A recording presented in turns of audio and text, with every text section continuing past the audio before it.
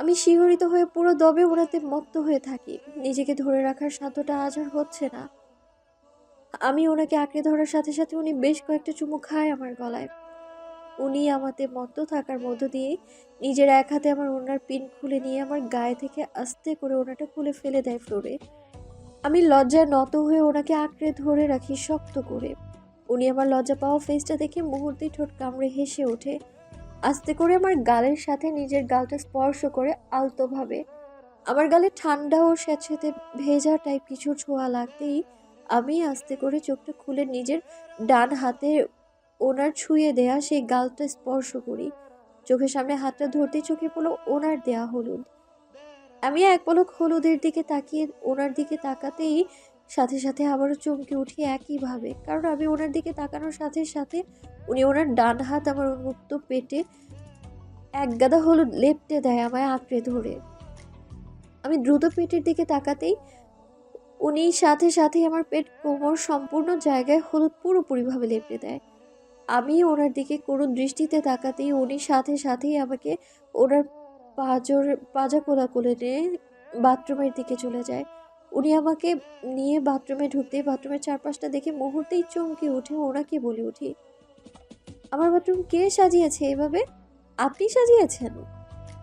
আমার এমন কথায় উনি বাথরুমের চারপাশটা হালকা দেখে আমার দিকে তাকিয়ে সুপ্ত কণ্ঠে বলল, হুম, বউকে হলুদ লাগানো প্ল্যানিংটা ছিল অটল, তাই আগের থেকে লোক লাগিয়ে করে নিয়েছিলাম।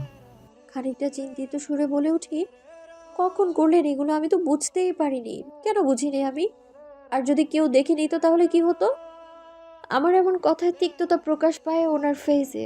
আর উনি সেই তিক্ততা নিয়ে আমাকে সোজাসাপটা উত্তরে বলে ওঠে, কে কি দেখলো বা না দেখলো আর কে কি করবে তাতে আমার কিচ্ছু যায় আসে না। তোমার এসবে ভয় থাকতে পারে, আমার নাই।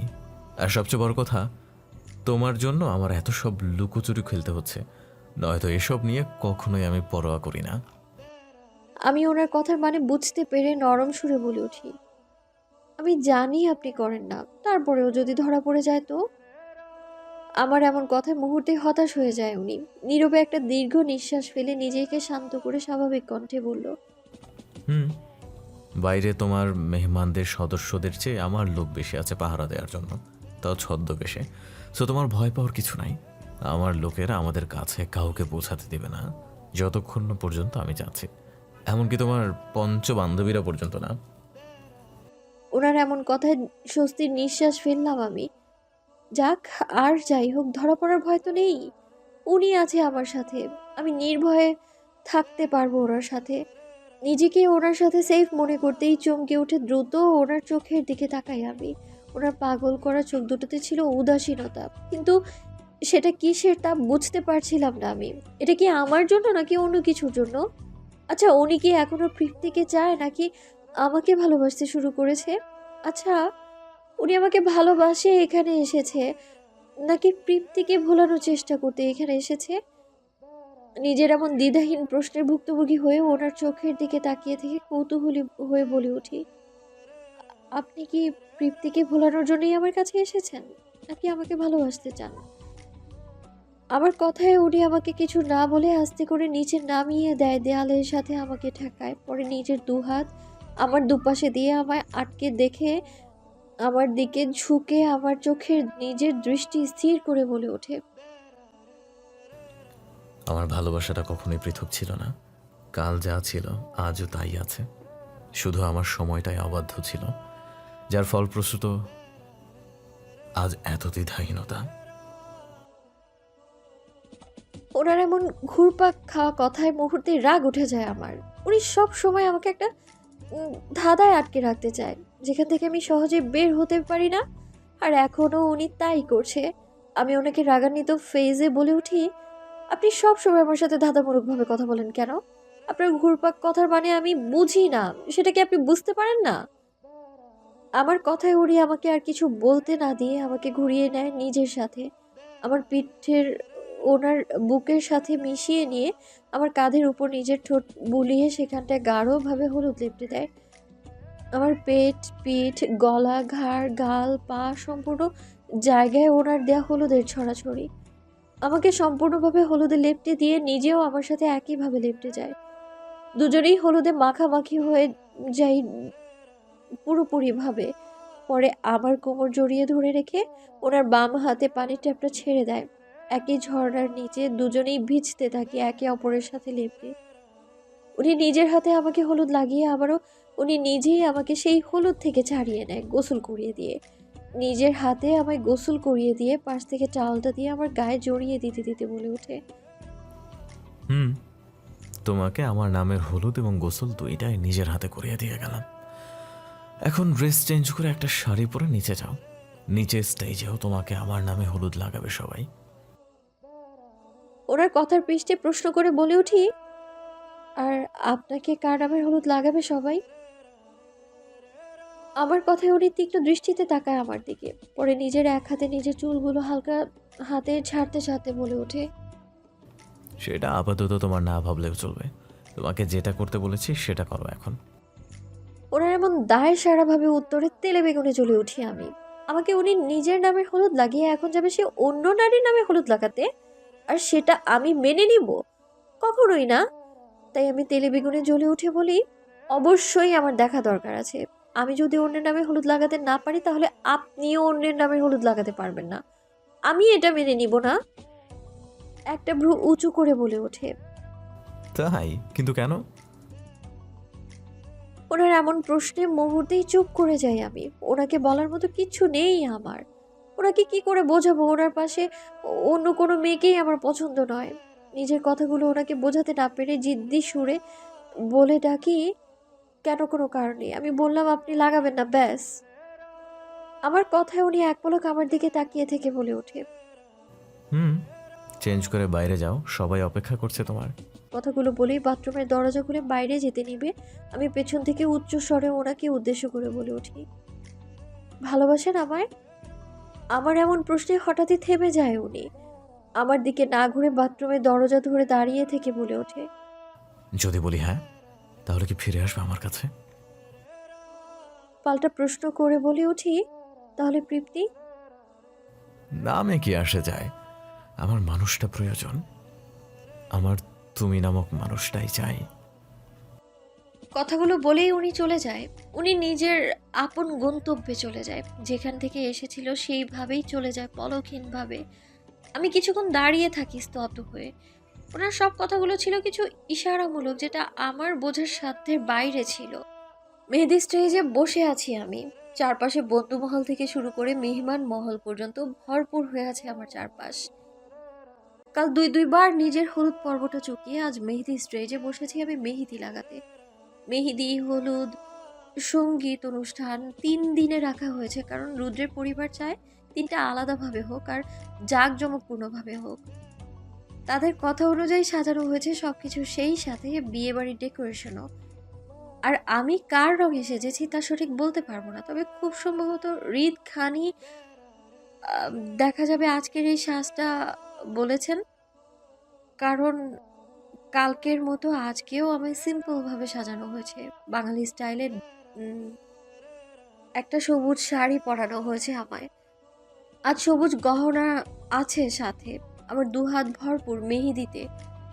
আমি 2 হাতে ভরপুর মেহেদি দিয়ে স্টেজে বসে আছি আর গোল গোল চোখে সবার ব্যস্ততা লক্ষ্য করছি। রাত প্রায় 3টা ছুঁই ছুঁই, বাচ্চা পার্টি সবাই ঘুমিয়ে পড়েছে এতক্ষণে। তেমন একটা জেগে নেই কেউ, হাতে গোনা 2-1টা ছাড়া। বাকিরা সবাই বড়রা জেগে আছে এখনো। আরিফ ভাইয়া, আব্বু সাথে সাব্বির ভাই মিলে আত্মীয় স্বজনদের দেখাশোনা করছে কার কি লাগবে সেটা নিয়ে।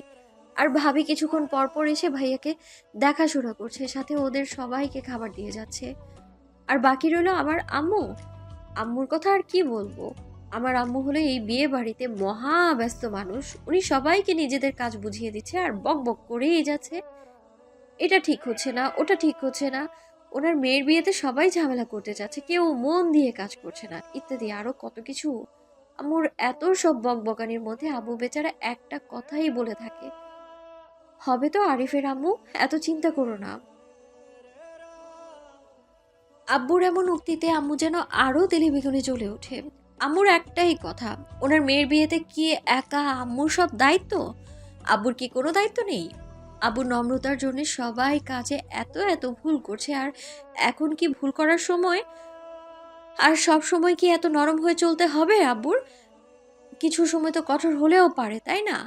আম্মুর এমন সব কথায় আব্বু এক গাল হেসে বলে, হব তো কঠিন। এই তো এক্ষুনি হচ্ছে কঠিন, দেখো তুমি। কথাগুলো বলেই আব্বু আমার পাশ কেটে চলে যায় অন্যদিকে। আর এতে করে আম্মু আরো রাগে ফেটে পড়ে, কারণ আম্মু বুঝতে পারে আব্বু আম্মুকে এড়িয়ে চলে যাচ্ছে। আমি আব্বু আম্মুর খুনসুটি রাগ দেখে মুহূর্তেই মিষ্টি হেসে উঠি। স্বামী স্ত্রীর মধ্যে ভালোবাসাটাই এমন হয়। আমার হবে হৃদ খানের সাথে, আমি ঝগড়া করব হৃদ খানের সাথে, আর উনি আমাকে মিষ্টি করে ভালোবেসে মানাবে।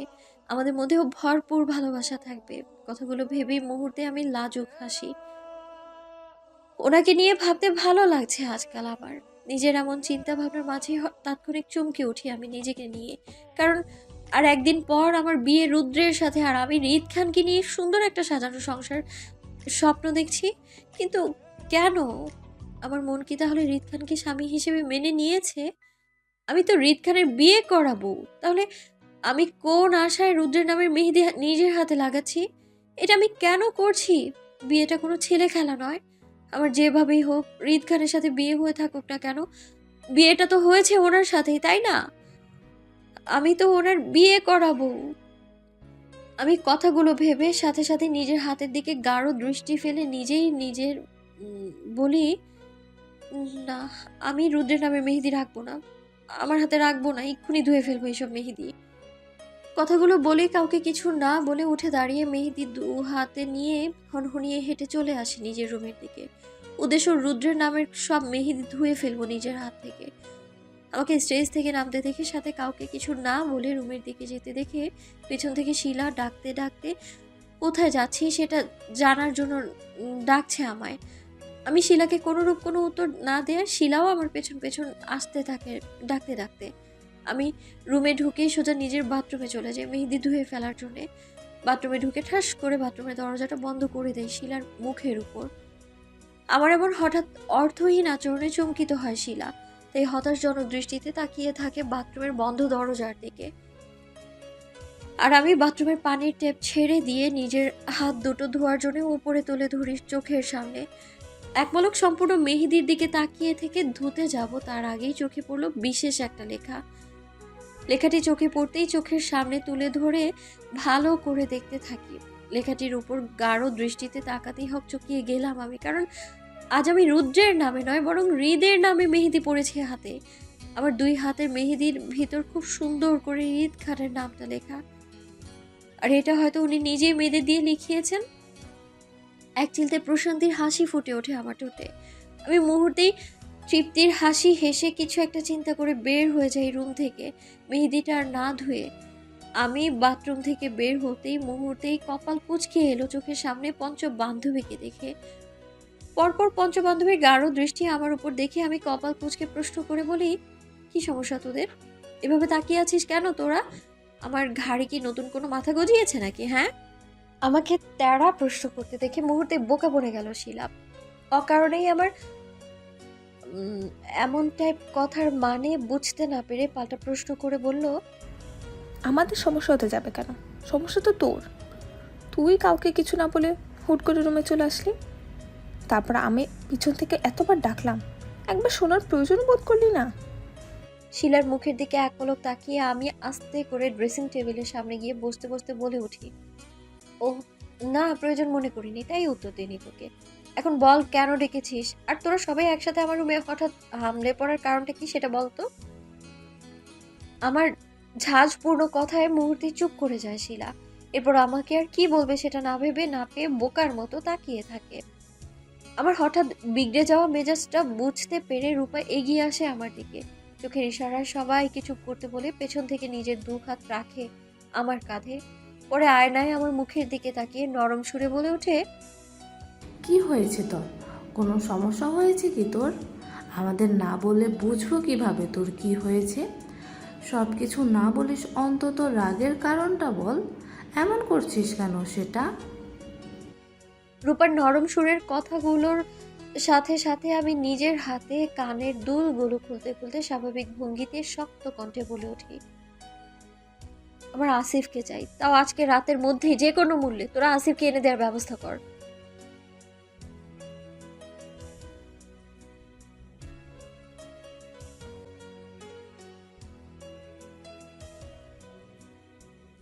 আমার কথাগুলো যতটা স্বাভাবিক ছিল আমার কাছে, ততটাই অস্বাভাবিক ছিল আমার পঞ্চ বান্ধবীদের কাছে। আমার কথাগুলো শেষ করার সাথে সাথে কানের প্রতিধ্বনি তোলে আমার পঞ্চ বান্ধবীরা একসাথে উচ্চস্বরে চিৎকার করে বলে ওঠে। কি? ওদের অনাকাঙ্ক্ষিত চিৎকারে বিরক্তি প্রকাশ পায় আমার ফেসে।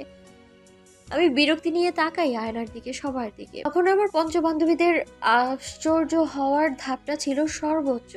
দেখে মনে হচ্ছে এক একটা শব্দের কারণে কোমায় চলে যাবে এক্ষুনি। আমি বিরক্তি নিয়ে ওদের দিকে তাকাতেই শিলা, সাজি, মাহি, রাখি, বাকিরা সবাই দ্রুত এগিয়ে আসে আমার দিকে। রূপার বরাবর দাঁড়িয়ে আয়নায় আমার ফেসের দিকে তাকিয়ে থেকে উত্তেজিত হয়ে সাজি আমায় উদ্দেশ্য করে বলে ওঠে, দোস্ত, তুই কি রুদ্র ভাইয়াকে ফেলে আশিফকে ভালোবাসতে শুরু করেছিস? সাজি কথাটা শেষ করতে না করতেই পাশ থেকে মাহি পাল্টা প্রশ্ন করে বলে ওঠে, দোস্ত, তুই কি বাই এনি চান্স আশিফ নিয়ে পালাতে চাস বিয়ে থেকে, তাও আজকে? মাহির সাথে পাল্লা দিয়ে রাখি বলে ওঠে, দোস্ত, তোরা কি একে অপরের সাথে রিলেশনশিপে আছিস নাকি? প্রত্যেকের এমন গাঁজাখড়ি টাইপ কথাবার্তা শুনে মুহূর্তেই বিরক্তির সাথে সাথে অসহ্য লাগে আমার। আমি জানি এদেরকে কিছু বললে সেটা ওরা অনেক বড় আকারে ধারণ করে সব সময়, আর এই কারণেই কখনো কিছু শেয়ার করতে চাই না। আমি কি এমন বললাম ওদের যার কারণে আমাকে আসিফের সাথে বিয়েটা পর্যন্ত করিয়ে দিচ্ছে? চুপ করবি তোরা সবাই। আমার আসিফের সাথে কিচ্ছু নেই। আমার আসিফকে চাই অন্য একটা কারণে, তাও হৃদ খানের অগোচরে। আমার কথা স্থির হয়ে মাহি বলে ওঠে, যাক বাবা, আল্লাহর সহায় ছিল। আমি তো মনে কি না কি মনে করেছি। তোর কথাই এমন ছিল, আমার আসিফ চাই, তাও আজকের রাতের মধ্যে। এইভাবে কেউ বলে নাকি? উফ। আচ্ছা শোন, আসিফের নাম্বারটা এক্ষুনি এনে দিচ্ছি আরিফ ভাইয়া থেকে। তুই কথা বলে নিস এখানে আসার জন্য। মাহির কথায় আমি গলা থেকে গহনা খুলতে খুলতে স্বাভাবিক ভঙ্গিতে বলে উঠি, আমার ফোনে আছে আসিফের নাম্বারটা। পাশ থেকে রূপা বলে ওঠে, তাহলে বসে আছিস কেন? কল করলেই তো পারিস আসিফকে। কথাটা বলে আমার ফোনটা হাতে তুলে নেয় রূপা আসিফকে কল করার জন্য। রূপাকে ফোন হাতে নিতে দেখে আগের ন্যায় বলে উঠি, আসিফকে কল করলেও কোনো কাজ হবে না, কারণ হৃদ খান আসিফকে আসতেই দিবে না কোনোভাবে। কেন? আসিফের এখানে আসার সাথে হৃদ খানের কি সম্পর্ক?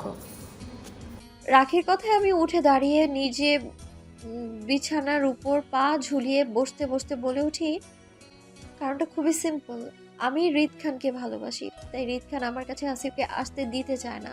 হৃদ খানের ধারণা আমি আসিফকে পটিয়ে হৃদ খান অব্দি পৌঁছাবো, আর সেটাই সত্য। আমার আসিফকে হৃদ খানের সম্পর্কে জানতে জন্যই এইখানে চাই এখন। আমার বাকি কথাগুলো মুখেই রয়ে গেল, শেষ অব্দি টানতে পারিনি আমার পঞ্চ বান্ধবীদের উচ্চস্বরে চিৎকারের কারণে। প্রত্যেকটা সদস্যদের গলা ফাটা চিৎকারে অনাকাঙ্ক্ষিতভাবেই থামতে হয় আমায়। আমার কথা বলার মধ্য দিয়ে সবাই একসাথে চিৎকার করে বলে ওঠে, কি? আমি তাদের গলা ফাটা চিৎকারে রীতিমতো ভিমড়িতে পড়ে যাই। কথাগুলো শেষ করতে না পেরে বিরক্তি নিয়ে চোখ তুলে তাকাই আমার পঞ্চ বান্ধবীদের দিকে।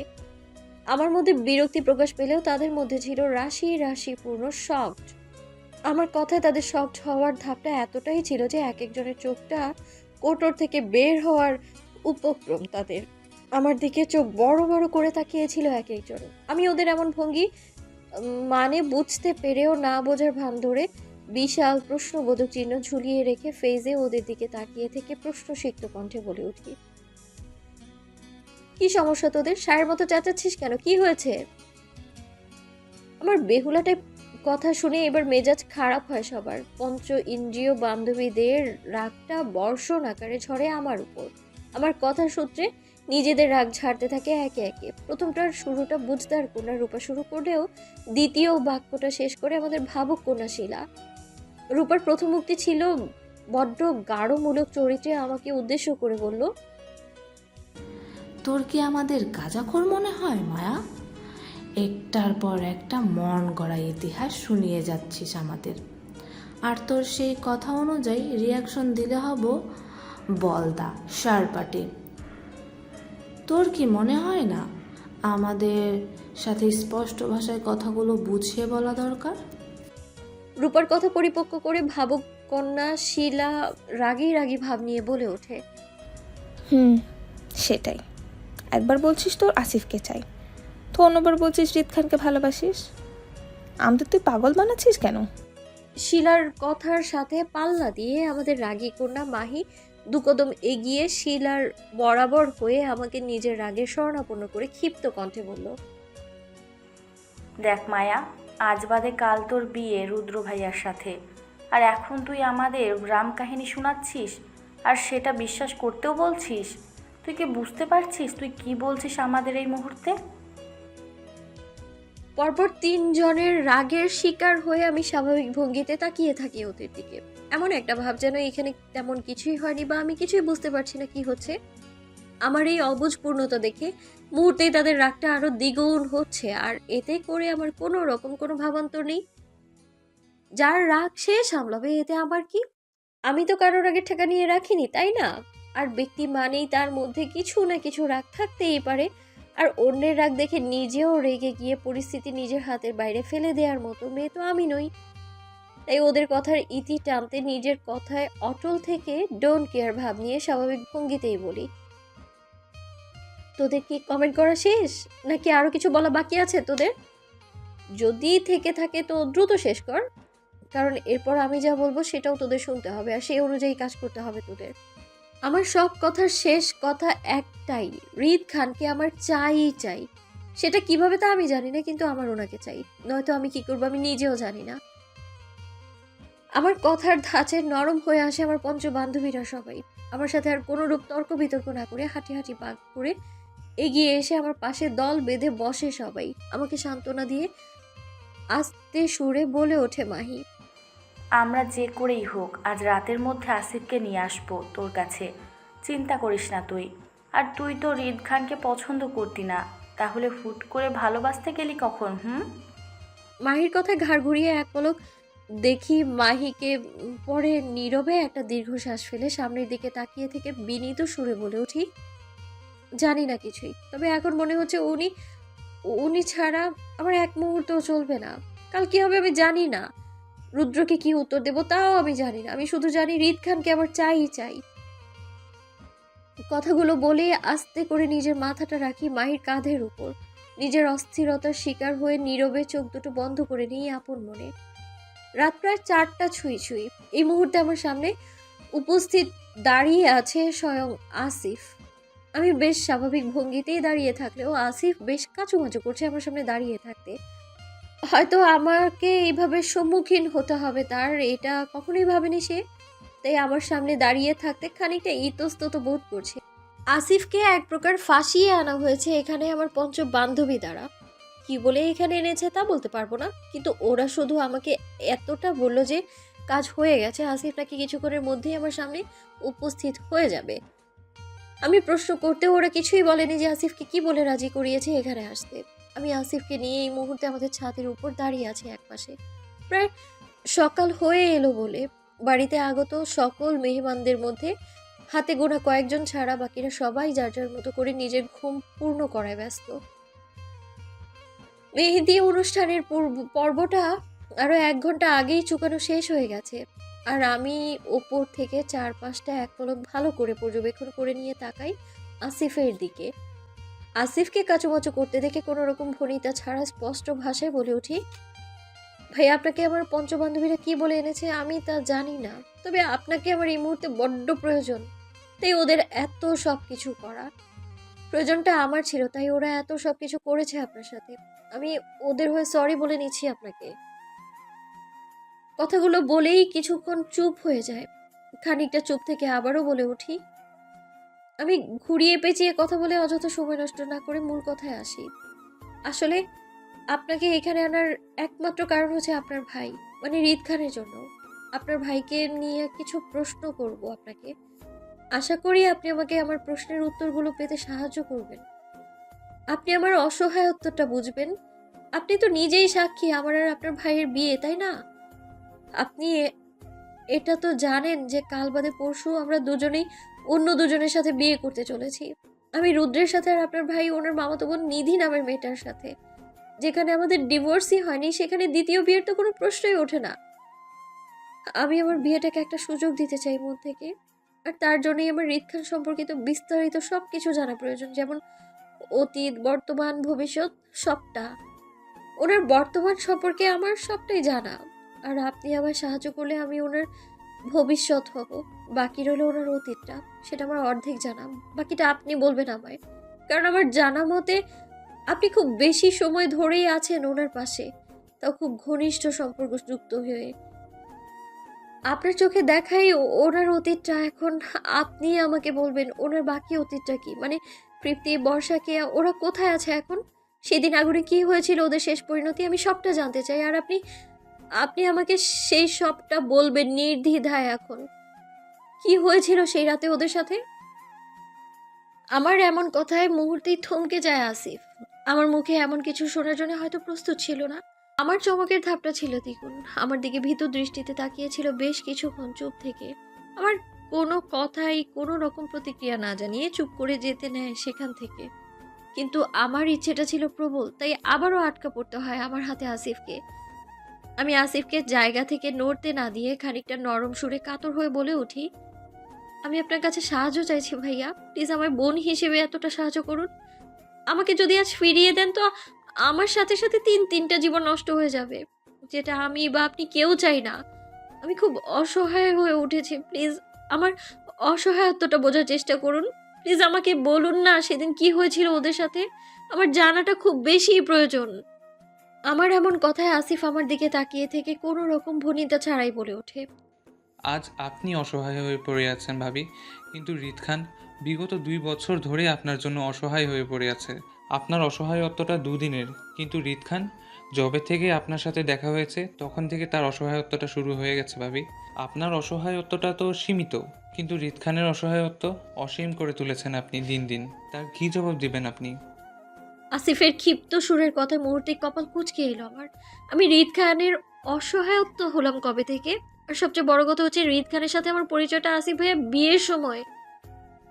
তাহলে আসিফ কেন বলছে হৃদ খানের সাথে আমার পরিচয়টা 2 বছরের?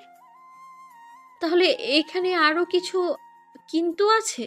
হৃদ খানের সাথে কি আমার আরো কোনো সম্পর্ক আছে? কথাগুলো চিন্তা ভাবনা করে অস্থির হয়ে উঠি আমি। নিজের অস্থিরতা নিয়ে আসিফকে বলে উঠি,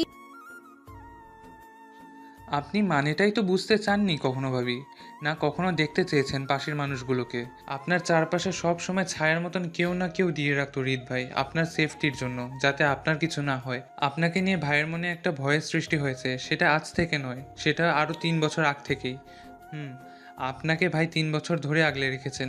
আর আপনি যাদের অতীত সম্পর্কে জানতে এতটা অসহায়ত্ব প্রকাশ করছেন আমার কাছে, সেই অতীতটা আর অন্য কারণ নয়, সেটা আপনার নিজেরই অতীত। আপনারই অতীত। সেদিন রাতে বর্ষা, কেয়ার সাথে তৃপ্তি নামের যে মেয়েটা ছিল সেটা ছিলেন আপনি। ভাইয়ের সাথে আশ্রমের সেই তৃপ্তি নামের মেয়েটি মানে আপনার সাথে সম্পর্ক ছিল গভীরভাবে, যেটা আজ আপনি ভুলে গেছেন। কিন্তু সেই ভালোবাসার ঘানি আজও টানতে হচ্ছে হৃদ ভাইয়াকে। সেদিন রাতের ভয়ঙ্কর আগুনে সব কিছু পুড়ে ছাই হলেও আপনি সেদিন বেঁচে গেছিলেন। সেদিন রাতে আমি আর হৃদ ভাই নারী পাচারকারীদের সর্বোচ্চ শাস্তি দিতে ব্যস্ত ছিলাম, তাই আপনাদের কাছে আসতে অনেকটা দেরি হয়। আমরা যখন বাংলোতে আগুন লাগার খবর পেয়ে ফিরে আসি তখন অনেকটাই দেরি হয়ে যায়। আমরা আস্তে আস্তে ততক্ষণে চারপাশে আগুন ছড়িয়ে পড়েছিল, আর এতটাই ছিল যে আমাদের হাতে আর কিছুই করার ছিল না। সেদিন আমি প্রথম হৃদ খানকে পাগলামো করতে দেখেছিলাম কোনো মেয়ের জন্য। হৃদ খানকে আমরা সবাই মিলেও আটকাতে পারছিলাম না। ভাই এই আগুনের মধ্যে ঝাঁপিয়ে পড়তে চাইছিল আপনাকে বাঁচানোর জন্য, আর শুধু বুক ফাটা চিৎকার করছিল আমার হৃদ বলে। আমার বিশেষ কিছু বডিগার্ড মিলে ভাইয়াকে আটকে রেখেছিল সেই দিন রাতে, আর ফায়ার সার্ভিসের লোকেরা দ্রুত আগুন নেভাতে দৌড়াদৌড়ি করছিল। তাদের মধ্যে থেকে কেউ একজন সংবাদ দিয়ে যে বাংলোর পেছনের বাগানের মধ্যে একটা মেয়ে বডি পাওয়া গেছে রক্তাক্ত অবস্থায়। সেটা শুনে সাথে সাথে জান ফিরে এসেছে। হৃদ ভাই দৌড়ে মেয়েটিকে উদ্ধার করে দেখলো সেই মেয়েটি আপনিই ছিলেন সেখানে পড়ে। তার পাশে পড়েছিল আপনার হাতের একটি লেখা ডায়েরি। সেই রাতে আপনি জানলা দিয়ে পড়ে যাওয়ায় আপনি খুব বাজেভাবে ঘায়েল হলেও আপনি সেই যাত্রায় বেঁচে যান। আপনার 2 বান্ধবী কেয়া আর বর্ষা দুজনেই সেই রাতে মারা যায় আগুনে পুড়ে। সেই রাতে আগুন থেকে কেয়া, বর্ষা ও মাদারের লাশ উদ্ধার করে ফায়ার সার্ভিসের লোকেরা। আপনাকে রক্তাক্ত অবস্থায় হৃদ খান হসপিটালে নিয়ে যায়। টানা 6 মাস কোমায় ছিলেন আপনি। বাহির থেকে স্পেশাল ডক্টর আনিয়ে ট্রিটমেন্ট দেওয়া হতো আপনাকে। আপনার মাথায় প্রচণ্ড রকমের আঘাত পাওয়ার ফলে আপনাকে অবজারভেশনে রাখা হয়েছে টানা 6 মাস। এই 6 মাস হৃদ ভাই জীবন্ত লাশ হয়ে বেঁচেছিল। নিজের কাজকর্মের পাশাপাশি রাতে আপনার কাছে চলে আসতো, সারা রাত আপনার পাশে থাকতো, সকাল হলে আবার নিজের কাজে যেত। 6 মাস ছিল হৃদ খানের কাছে একটা পরীক্ষার মতো। নিজের ভালোবাসাটাকে বাঁচিয়ে রাখার সর্বোচ্চ অসাধ্যকে সাধ্য করেছেন।